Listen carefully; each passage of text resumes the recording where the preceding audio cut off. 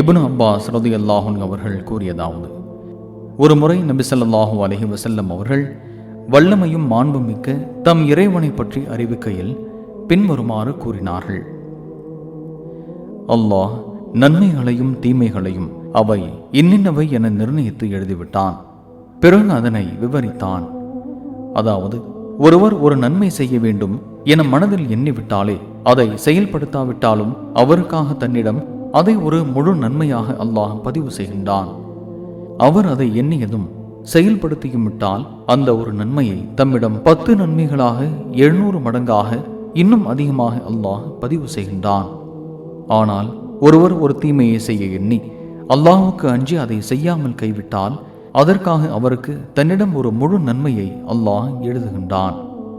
எண்ணியபடி அந்த தீமையை அவர் செய்து முடித்து விட்டாலோ அதற்காக ஒரே ஒரு குற்றத்தையே அல்லாஹ் எழுதுகின்றான்.